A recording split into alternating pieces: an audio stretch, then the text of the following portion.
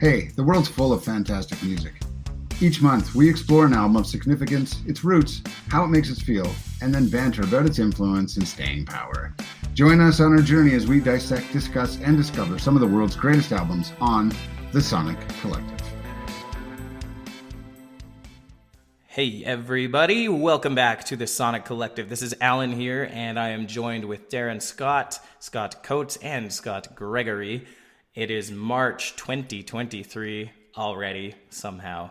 And this month we listened to the Velvet Underground's debut album titled The Velvet Underground and Nico. Let's just jump right into it. I am curious about what you think, Scott Coates.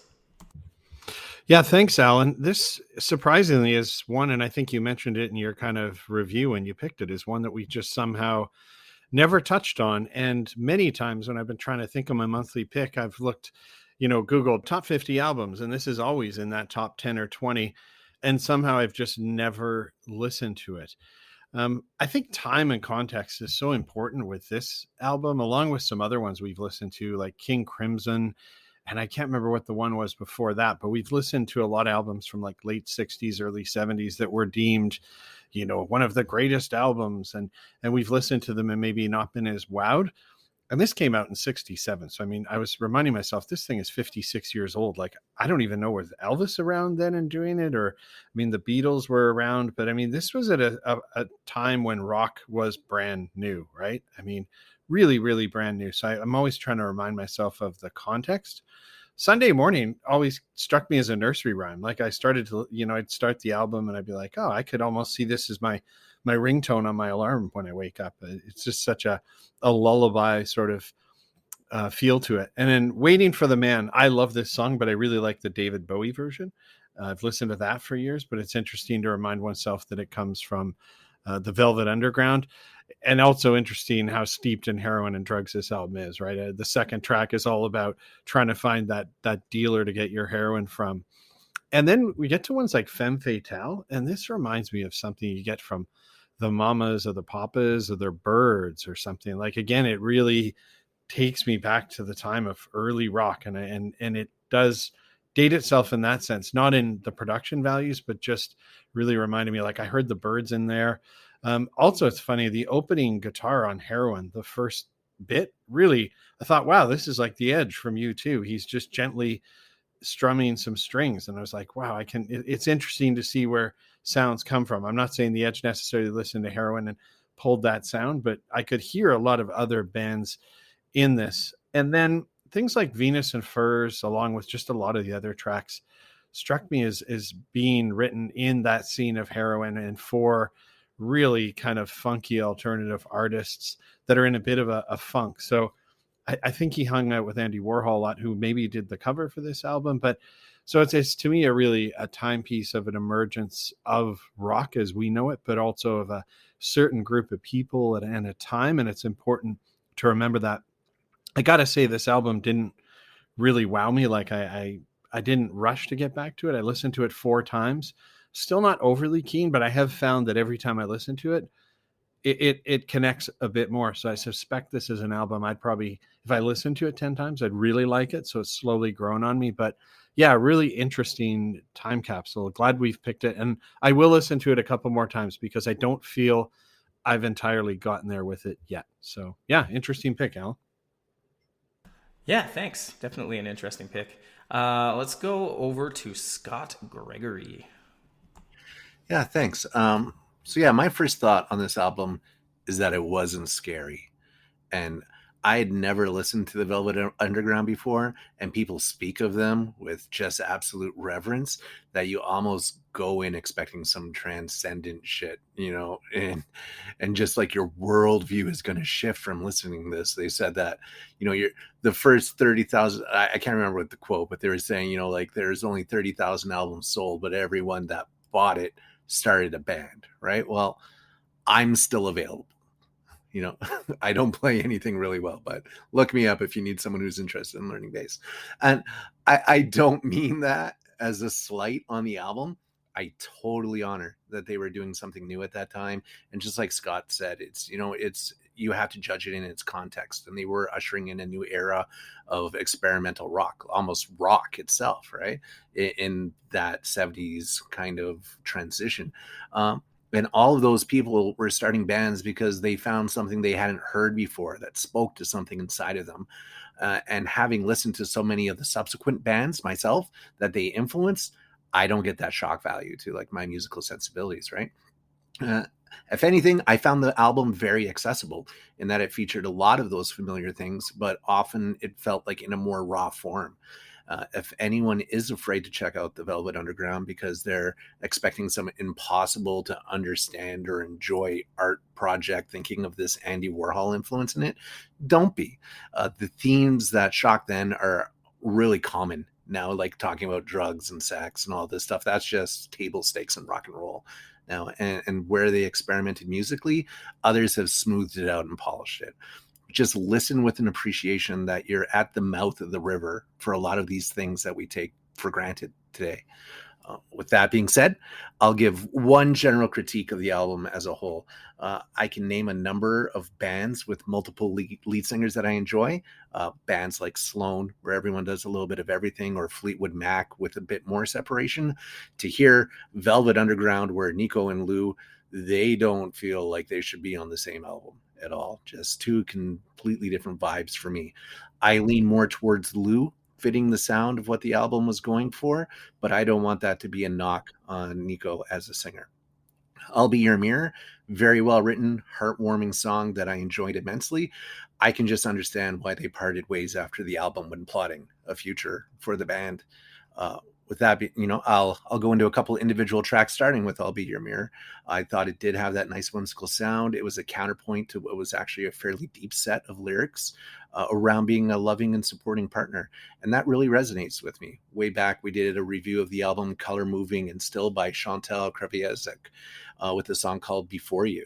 It's another track where I listen to, what a woman writes about relationships from her own perspective. And I ask, have I been giving that in my own relationship right now? And how am I showing up? And I love that. I love being challenged that way in music. Heroin, it's probably my favorite track on the album. I enjoy songs that play with tempo and build to crescendos, sometimes multiple times on the same track. And I think this is actually one of Lou Reed's strengths. In general, he plays with inflection and tempo and the emotion in his voice, and it's center stage here. I'm sure Darren has listened to way more Lou Reed than I have, and he might even have better suggestions of where his talent might be on full display. But for me, this was a strong showing. And lastly, Sunday Morning. I like it as well, too. It does have a little bit of that feel there, Scott. And the first time I recall hearing this was actually just quite recently as a cover by Michael Stipe, off a tribute album version of this whole Velvet Underground album. It includes covers by other artists like Thurston Moore, Iggy Pop, and St. Vincent. So I'd recommend checking that out after listening to this one a couple of times. But as good as Stipe was, I lean towards the original. It's softer, more melodic side to Lou's voice you don't really get on the rest of the album. And it serves as a gentle entry into what is really a heavier set of songs and themes that follow. I just think it's a perfect piece to start this great puzzle. So yeah, overall, I really enjoyed the album. It took me through some smooth and choppy waters, happily tapping my toes at times, holding my head, trying to process things at others. Everything I'd hoped that an experimental rock/art album would do. Nasby? Sweet. Let's throw it back over to Darren.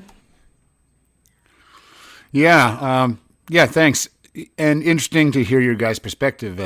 You've all kind of said before that none of you really listened to the Velvet Underground before. And I've been listening to them for a while, but definitely not like an original fan. I guess it's before even I was born, the old guy of the group, so that's how old it is. But yeah, I can't remember exactly, but it probably was only about 10 years ago or something that I think I'd been exposed to it. Like, yes, a few of the songs sounded familiar. You'd heard about their influence, but I didn't really give them much time. But then when I did, and I like actually Scott Coates, I think you said this, you said, you only listen to it 4 times, but you're kind of like, well, when you get back, you might catch something new and it kind of grows on you. I very much feel that this album is like that. But yes, it is a good point. I mean, it's over 50 years old, 55 years old, 57, whatever the heck it is. It's an old album, but I think the amazing part is that it actually still does kind of stand up. Like, yes, there's some dated sounds, and it is, I guess, I think people might even associate it with a little bit of psychedelia, but like, they really started all of this. Like that was the thing about this album is that, back then, and, actually before I dive in too much, and I'll just say it and I'll save you from doing it, but this group was composed of Lou Reed, Sterling Morrison, Mo Tucker, Maureen Tucker, the drummer, and John Cale. And John Cale is an interesting piece because he's a Welsh musician and composer. So he was very classically trained, and a brilliant musician in his own right, and brought a lot to the band and a lot of avant-garde kind of, I guess, technique. And Lou Reed, I think, was just an interesting fellow. He was just known for being, I think he always had some mental issues. Even so much so, like his parents, when he was young, put him in, basically had to go to a, psychiatric ward, and he was literally given electroshock therapy, like, which is, as you know now, not so good anymore. So traumatized as a child, would often, even in his career, end up going back home because he'd be so depressed or so messed up or, on drugs or something, he'd go back. So we haven't talked about that yet, but there's a lot of drugs circling around this band as well. It was right in the late 60s. There was a lot going on. So, Andy Warhol had this, Andy Warhol's Exploding Plastic Inevitable. And it was this touring artistic display. I don't think you can call it a show. And they were just a piece of it. They were just background music, kind of. But they were so new and different that he kind of placed them in this. They'd have like movies projected on the walls and, crazy psychedelic dancing going on and art pieces and things like that. So this was really not only just a band, this became a movement. For something different. The term alt-rock didn't exist until then. They literally invented this genre, and even they're credited with influencing the great, what would become punk albums like Iggy Pop, Bowie already mentioned, and many, they influenced so many people, it's crazy. Lou Reed was, again, a little bit off his rocker, known to be very difficult, known to be like, if anybody's watching the new Ted Lasso, there's a character in it named Zava, and he's this totally eccentric, best soccer player. And I'm just like, I imagine that's what Lou Reed, you never knew when he was going to show up, what he was going to do. He didn't really get along with a lot in the band. He just wanted to do it Lou's way pretty much all the time. And he was never a big fan of Nico. Later on down the road, him and John Cale, he basically said, all right, John's out, and that's it. and he was a big creative influence. But Lou Reed himself, was a very experienced songwriter. He ended up working for this label called Pickwick Records. And basically his job was he would just pump out crap pop songs back in the 50s. He even had one called The Ostrich that was a kind of pseudo hit. And it was very that 60s surfer pop, beach pop, like think of Wooly Bully and things like that kind of 60s pop. So, but he really learned pop and songwriting structure and sensibilities, and he just mass produced it, and he just became very good at that. So he knew a good hook, he knew how to write it, and I think really him and John Cale, especially collaborating together, just kind of made this weirdly odd, magical sound in the album. And two, you mentioned it, but the lyrics and what they were talking about really at that time, like you even mentioned Elvis. Yeah, Elvis was in full swing. This is pre-Vegas. He was still big then and probably not all drugged out yet. So, he was like, that's the kind of music that was popular at that time. But here they're writing songs called Heroin, and, there's songs about the characters they hang out with, like that in the LGBTQ plus and trans space, and just some heavy relationship stuff. This was stuff that wasn't heard. Another problem that happened with the band was really they weren't produced properly. Andy Warhol was a figure and a celebrity, and he used that power to get them gigs, and they played gigs that he would do, art shows and things, but he didn't really know how to take them to the next level. And even Verve Records was their label. They weren't really distributing them very good, so they just kind of kept getting lost in the shuffle, which was too bad. The more I went back and listened, the more I'm attracted to it. I think There is a little bit of dated in it a little bit, but it still really stands up for me. And I think those songs will last just in this a weird alternative way. And it's again, and Scott Coates mentioned it, you got to put yourself back in that time thinking like there was literally nothing like this at this time. This was a new sound. Anyway, I'm rambling on a bit. Alan, let's go back to you and see what you thought of this. Cool. Thanks, guys. I appreciate how insightful you are. I had heard of the Velvet Underground long before I can say I listened to them. Recently, I discovered Venus in Furs, which is kind of what inspired me to pick the rest of this album, because I wanted to see what we were getting into. And I can safely say that it was not at all what I was expecting. Then again, I suppose I don't really know what I was expecting. I think I was probably expecting it to be a little weirder, in the same way that Frank Zappa was kind of weird, just, based on the fact that they were hanging around with Andy Warhol and he was influencing them and stuff. And I'm kind of surprised at how inspirational this album was for so many bands, or I guess this band in general was for other bands, but I like what you said there, Scott Gregory. They were at the mouth of the river of things that we probably take for granted today. So I should acknowledge that I don't really know what I'm missing, because it's entirely possible that the Velvet Underground pioneered lots of things that I'm used to hearing now. So like listening to it today, on this album, like I don't detect anything that was groundbreaking or new, because I wasn't around back then to witness the shifts in music for, pre and post Velvet Underground. But another thing I found really interesting about the album was just the juxtapositions that you find from track to track, bouncing around between the really poppy, rocky, sort of more accessible stuff and the weird, frenetic, experimental stuff. And if I had to guess, I'd probably say that was due in part to maybe the Warhol influence, and also in part to the creative tensions in the band between Lou Reed and John Cale, which eventually, over the course of the history of Velvet Underground, would end up breaking them apart. Speaking of John Cale, Darren, you mentioned he was kind of a classically trained musician. He when he brings the strings into the mix, it's a super cool sound. For example, on the song Venus in Furs, that droning sound he adds creates this ambience that the rest of the song is just kind of anchored to.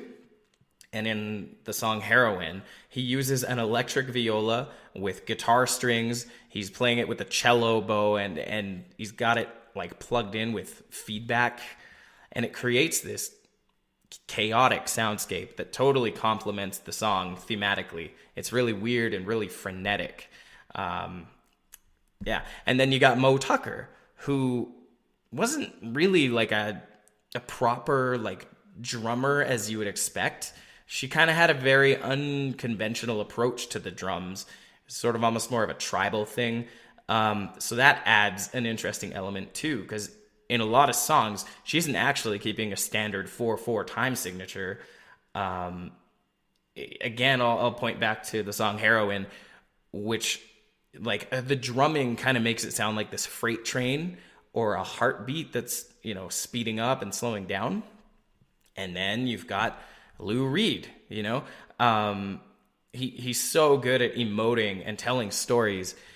And I would say that he's not a great singer, but he's a good singer. And he sings as though he knows he's not a great singer and he doesn't give a fuck about it, which just makes him even more cool. I don't know. I can't believe I've slept on this band for so long.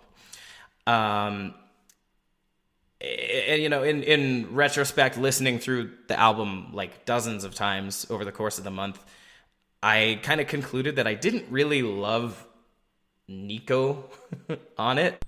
Nico, you don't love Nico? Oh, quit being such a clown. Yeah, I didn't love Nico. The addition to her, and I mean, you can kind of see why, right? Like all the songs she is on sound different than when she is not featured. And just as a personal preference, I tended to gravitate more towards actually those weird and inaccessible songs. So again, I've mentioned it a bunch of times. Venus in Furs, probably my favorite song off the album. It's kind of a toss-up between that and Heroin.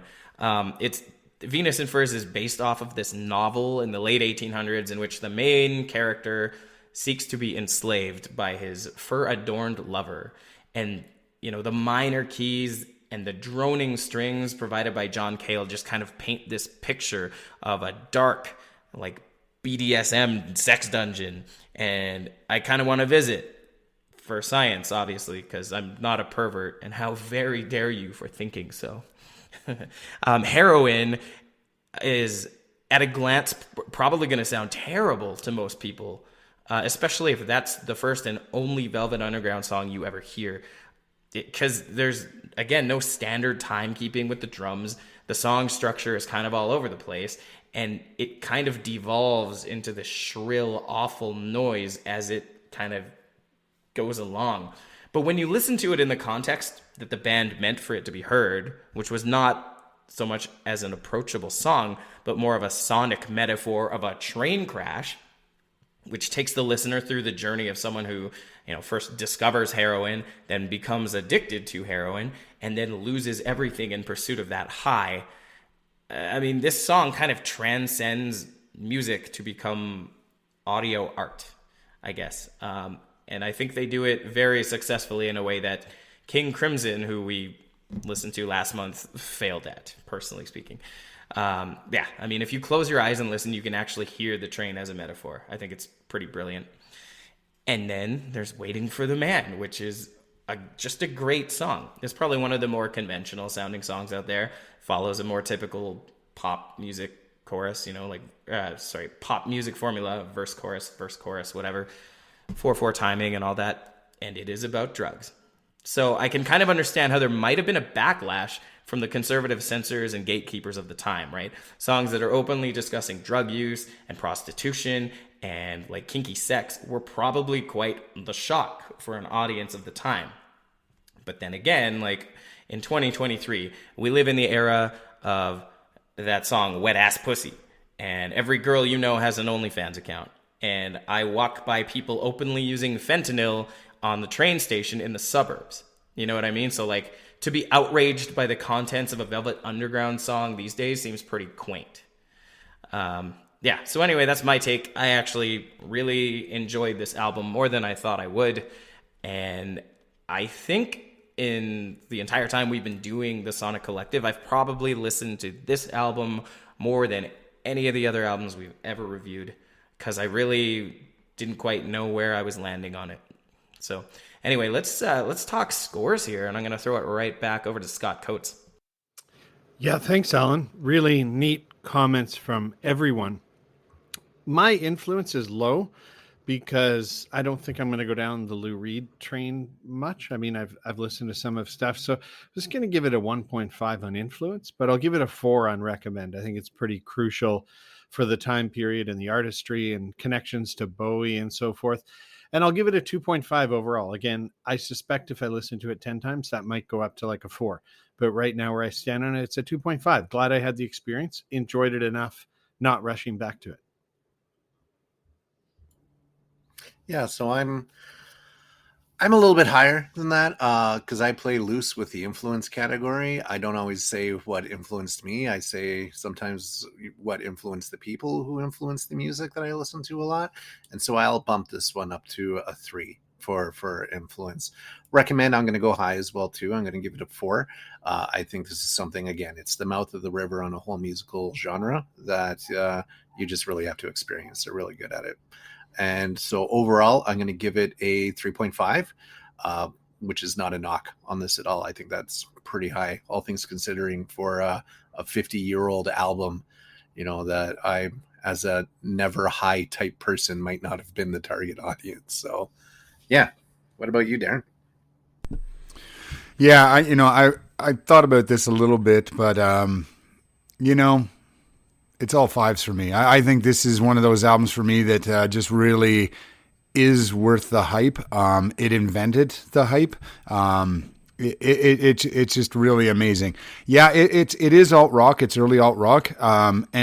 And realize we're all music nerds here, and I might be even a little more obsessive than even my other friends here. I don't know, but if you're a real big music fan and you're going back and you want to learn or anything like that, or anything close to, I guess, some of us here, like, you got to go back and listen to this album. I've always thought too why it took us so long to get here. It would almost seem like too obvious of a choice, maybe, in the past for me. But I'm glad it got picked, and I just think it is a top-notch album. So I'm just going all fives. Really good with cannabis too, obviously. Don't try heroin. Lay off that stuff. Just stick to the nice, cannabis and stuff. Violet Tourist makes some good mini J's now, 10-pack, really good. And if you didn't know, Andy Warhol, there's a banana on the cover, and you can actually peel that one off. It's a sticker, and then it's just like a flesh-toned banana underneath. If you never knew what was under there, that's what's under there. But yeah, Alan. Yeah, thanks, guys. This was a tricky one to score for myself as well. Like Scott Gregory, I kind of sometimes play fast and loose with the influence category, because whether or not something influences me, I also have to acknowledge who it may have influenced. But in this case, I'm giving it a 5, because not only did this album influence a lot of influential people in turn, but it also influenced me to check out some of Lou Reed's solo work, as well as some of the other stuff in the Velvet Underground discography that was maybe less bridled by Andy Warhol's influence. And there's some interesting shit, guys, and what Darren said about going well with weed. I think this is one of those albums, like, if you really want to experience it properly as like the art piece that it is, that's the mindset you have to go into when you're listening to this. And probably weed helps with that, and maybe other psychedelics too. But as far as recommendations go, I'm gonna give it a 4 out of 5. Just because this is so inaccessible for some people. I would never tell my mom to go listen to the Velvet Underground, right?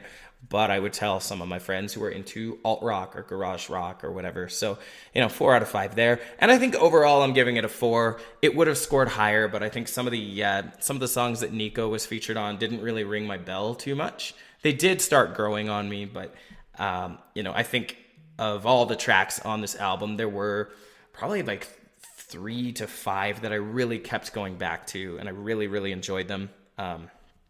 But not enough to give this album a full 5. So, but 5 for influence, 4 for recommend, and 4 overall from me.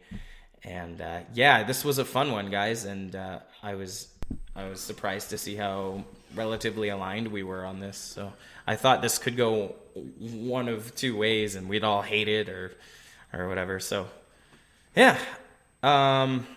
So that is it for our March review. I think we got April coming up next with Scott Gregory's pick. Do you know what you're picking, sir? Or is that going to be a top secret? I do. I'm going to keep it a secret, though, but we're going female and we're going country. Right. Those are nice. Yeah. You love your females. I do too. I do. I get them in I'm there. totally one of those guys that gets infatuated by female singers. I'm like they always say, groupies of bands. I'm like, oh yeah, I can see that. I'm with you. All I'm saying is if it's Faith Hill, I'm going to be real happy. Cool. Well, you're not going to be real happy then. Damn it. Okay. All right. And You're on not that far note, off. okay. On that note, I think we can call it here. Thanks so much for tuning into the Sonic Collective. Check back later on to see what Scott has picked. And don't forget, we're on all the socials. Twitter, Facebook. You can find us at thesonic.collective.com. And of course, if you're listening to us, you already know where to find the podcast. So do check us out. And thanks for listening. Cheers. Thanks for listening and exploring with us. We'll be back real soon with another pick and critique of albums that matter here at the Sonic Collective.